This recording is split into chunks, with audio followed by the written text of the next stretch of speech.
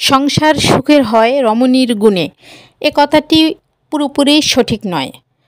কারণ যদি রমণীর গুণেই সংসার সুখের হতো, তাহলে এই যে পৃথিবীতে হাজারো লক্ষ কোটি পরিবার আছে যারা অসুখী, যাদের সংসার ভেঙে চুরে তছনছ হয়ে যাচ্ছে, সেগুলো কিন্তু হতো না। কারণ একজন মেয়ে যখন তার বাবার বাড়ি ছেড়ে শ্বশুরবাড়ি আসে, তখন সে চায় সবাইকে নিয়ে সুখে থাকতে এবং সবার সাথে ভালো ব্যবহার আচরণ করে সে প্রিয় হতে।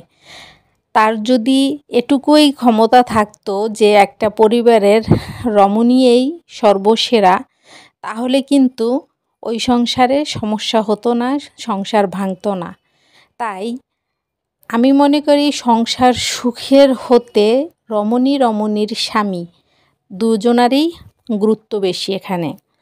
কারণ একটা ছেলে যদি একটি রমণীকে তার অধিকার, প্রাপ্য অধিকার এবং তার সম্মান, ভালোবাসা, আদর, স্নেহ এটুকু দেয় এবং তার ওই পরিবারের গুরুত্ব কতটুকু, সেই গুরুত্বটুকু তাকে দেয়া হয়, তাহলে দেখা যায় সেই পরিবারে কিন্তু সুখ আসবে। সেখানে রমণীর একার জন্য নয়। রমণী একা একা কখনোই সংসারের সুখ বয়ে আনতে পারবে না, যদি তার স্বামী তার কোনো প্রকারের সাহায্যে না আসে। কারণ একজন স্বামীই পারে সংসার সুখের মূল চাবিকাঠি হতে। একটা মেয়ে যখন তার শ্বশুরবাড়ি আসে, তখন সে সম্পূর্ণভাবে অসহায় একটি লোক থাকে।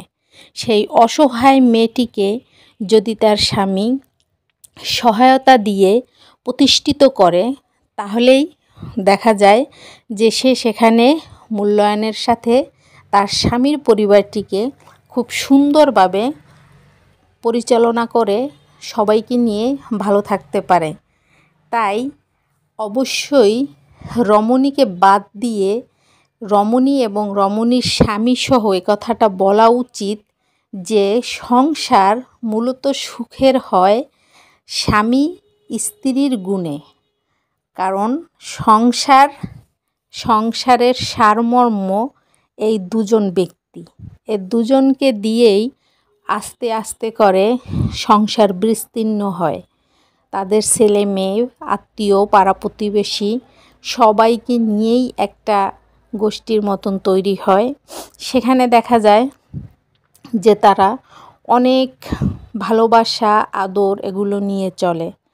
তাই আমরা এই যে একঘেয়েমি একটি কথা মাথার মধ্যে রেখেছি যে সংসার সুখের হয় রমণীর গুণে, এজন্য সব দোষগুলোই তার উপর পড়ে। আল্লাহ হাফেজ।